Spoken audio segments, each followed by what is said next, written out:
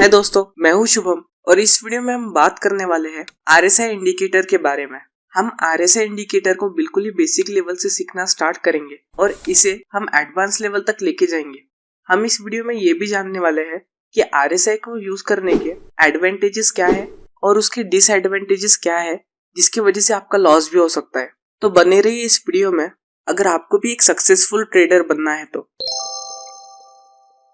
RSI का long form होता है रिलेटिव स्ट्रेंथ इंडेक्स और आरएसआई इंडिकेटर को अपने ट्रेडिंग चार्ट के ऊपर लगाने के लिए सबसे पहले आपको स्टडीज इस ऑप्शन में जाना है और वहां पे आरएसआई ये सर्च करना है।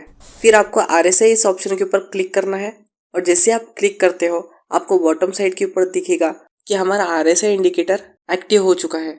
आरएसआई एक बहुत ही बेसिक लेवल का इंडिकेटर होता है जो हर ट्रेडर यूज करता है, चाहे वो एक बिगनर हो या फिर वो एक एक्सपर्ट हो। तो आरएसआई इंडिकेटर कुछ ऐसे दिखता है जिसमें 0 से 100 तक के नंबर्स होते हैं और जैसे कि आप सब देख सकते हैं 0 से 20 और 80 से 100 के बीच में जो रीजन है वो यहाँ पे डार्क करके दिखाया गया है, जिसका मतलब ये होता है कि जब भी स्टॉक का आरएसआई ये 20 के नीचे आ जाता है तो वो स्टॉक ओवरसोल्ड हो जाता है, जिसका मतलब ये होता है कि मेजोरिटी ऑफ द लोगों ने उस स्टॉक को डर कर बेच दिया है। और अगर आरएसआई की वैल्यू 80 के ऊपर चली जाती है तो स्टॉक ये ओवरबॉट हो जाता है, जिसका मतलब ये होता है कि स्टॉक को मेजोरिटी ऑफ द लोग लालच में आकर खरीद रहे हैं। और वॉरेन बफेट का एक बहुत ही इंटरेस्टिंग कोट है, वो कहते हैं जब सब लोग डर कर सेल करने लगे तब हमें लालची बनकर खरीद लेना चाहिए, और जब सब लोग लालची बनकर खरीदे तब हमें डर कर उस स्टॉक को सेल कर देना चाहिए। और इसी के हिसाब से जब भी स्टॉक का आरएसआई ये 20 के नीचे आता है, मतलब स्टॉक ये ओवरसोल्ड हो जाता है, तब हमें स्टॉक को बाय कर लेना चाहिए। और जब भी स्टॉक का आरएसआई 80 के ऊपर चले जाता है तब हमें स्टॉक को सेल कर देना चाहिए। यहाँ पर ये बिल्कुल भी जरूरी नहीं है कि आप हमेशा 20 और 80 का रूल ही अप्लाई करें। जैसे कि अगर आप एक अग्रेसिव ट्रेडर हो तो आप 30 एंड 70 का रूल भी अप्लाई कर सकते हो। अगर आप एक मॉडरेट रिस्क ले सकते हो तो आपको 20 एंड 80 का रूल फॉलो करना चाहिए। और अगर आप बहुत ही ज्यादा कंजर्वेटिव ट्रेडर हो जिसको प्रॉफिट नहीं हुआ तो भी चलेगा, बस लॉस नहीं होना चाहिए, तो आपको 10 एंड 90 का रूल अप्लाई करना चाहिए। जिसका मतलब ये है कि अगर स्टॉक का आरएसआई 10 के नीचे चले गया तो आप स्टॉक को बाय कर लेंगे और अगर 90 के ऊपर चले गया तो आप स्टॉक को सेल कर देंगे।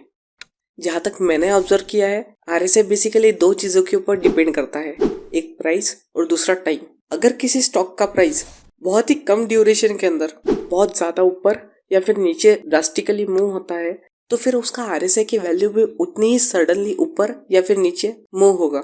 लेकिन अगर किसी भी स्टॉक की वैल्यू चेंज तो हो रही है कंटिन्यूअसली, चाहे वो ऊपर हो या फिर नीचे, लेकिन उसे बहुत ज्यादा टाइम लग रहा है, तो उस स्टॉक का आरएसआई बहुत ही स्लोली मूव करता है। और इसी लॉजिक के हिसाब से ऐसा बिल्कुल भी कंपलसरी नहीं है कि जब भी स्टॉक का आरएसआई ये 80 के ऊपर जैसे ही टच होगा वैसे ही स्टॉक का प्राइस नीचे गिरना स्टार्ट हो जाएगा। हो सकता है कि वो स्टॉक का आरएसआई 90 या फिर 95 के आरएसआई लेवल को भी अचीव कर ले, और इसीलिए आरएसआई की ही हेल्प से हम ट्रेडिंग पोजीशन नहीं ले सकते हैं, क्योंकि यही इसका एक ड्रॉबैक है। यह हमें ये नहीं बताता कि किस पॉइंट से स्टॉक एक्चुअली में नीचे गिरेगा। साथ ही साथ कभी कभी तो ऐसा होता है कि स्टॉक का प्राइस सपोज 100 रुपए चल रहा है और आरएसआई की वैल्यू 88 हो चुकी है, लेकिन फिर जब स्टॉक प्राइस बढ़कर 110 रुपए हो जाता है तब भी आरएसआई की वैल्यू सिर्फ 89 ही होती है। तो ऐसे सिचुएशन के अंदर हम आरएसआई के ऊपर ट्रस्ट नहीं कर सकते हैं, और यही आरएसआई का सबसे बड़ा डिसएडवांटेज है। क्योंकि बहुत सारे स्टॉक्स ऐसे हैं जो ट्रेंडिंग मार्केट में होते हैं और वो कई बार माइनर पुल बैक नहीं देते हैं, बल्कि वो स्टॉक थोड़ी देर सेम प्राइस लेवल के ऊपर टाइम पास करते हैं ताकि उस स्टॉक की आरएसआई की वैल्यू अपने आप एडजस्ट हो जाए और वो ओवरसोल्ड या फिर ओवरबॉट रीजन में से बाहर आ जाए। लेकिन आरएसआई इंडिकेटर के इस डिसएडवांटेज से बचने के लिए हम आरएसआई के साथ साथ और भी कुछ टेक्निकल इंडिकेटर यूज कर सकते हैं, जैसे कि MACD, मूविंग एवरेज और बुलिंजर बैंड, जिनकी बात हम आने वाले वीडियोस में करने वाले हैं।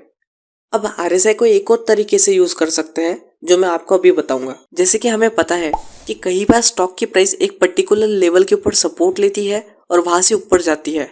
सिमिलरली अगर आप आरएसआई के लेवल्स को भी जूम करके देखें तो कई बार कुछ स्टॉक ऐसे होते हैं जिसके अंदर उस स्टॉक का आरएसआई जैसे ही उसके सपोर्ट लेवल पे आता है वैसे ही स्टॉक के अंदर ट्रेंड रिवर्सल हो जाता है। फॉर एग्जाम्पल, अगर स्टॉक की प्राइस 100 रुपये है और वो गिर के 80 रुपये हो गई है। जब वो स्टॉक 100 रुपये के ऊपर था तब उसका RSI था 60 का, और जब उस स्टॉक की वैल्यू हुई 80 रुपये तब उसका RSI है 35 का। और हमें RSI इंडिकेटर के अंदर ये क्लियर कट दिख रहा है कि जब भी स्टॉक की RSI की वैल्यू 35 के आसपास आई है तब ये स्टॉक ने ट्रेंड रिवर्स किया है और तब इसका प्राइस थोड़ा ऊपर गया है। तो हम सिंपली क्या कर सकते हैं, हम उसे 80 रुपीज़ की लेवल के ऊपर खरीद कर जब वो स्टॉक थोड़ा सा ट्रेंड रिवर्स करेगा तब हम प्रॉफिट बुक कर सकते हैं। साथ ही साथ आपको ये भी ध्यान रखना है कि अगर किसी स्टॉक का RSI ये कंसिस्टेंटली 40 से 80 के बीच में ऊपर नीचे हो रहा है तो वो स्टॉक अप ट्रेंड के अंदर है, और अगर किसी स्टॉक का RSI 20 से 60 के रेंज के अंदर ऊपर नीचे हो रहा है तो वो स्टॉक डाउन ट्रेंड के अंदर है। और इसी चीज़ के ऊपर से आपको अपने डिसीजन लेने चाहिए। अगर आपको मेरी बताए वाली कोई भी बात नहीं समझी हो तो इस वीडियो को फिर से एक बार देखिए और कमेंट में मुझे बताइए कि आपको और क्या जानना है RSI इंडिकेटर के बारे में। और अगर आपको ये वीडियो अच्छा लगा हो तो इस वीडियो को लाइक करें और अपने दोस्तों के साथ शेयर करें ताकि उन्हें भी इस फ्री स्टॉक मार्केट कोर्स का बेनिफिट हो सके। अगर आपको ये वीडियो अच्छा लगा हो तो make sure to subscribe my channel ताकि आपको इस कोर्स के बाकी वीडियोस भी सबसे पहले देखने मिले। तो हम मिलते हैं किसी और वीडियो में।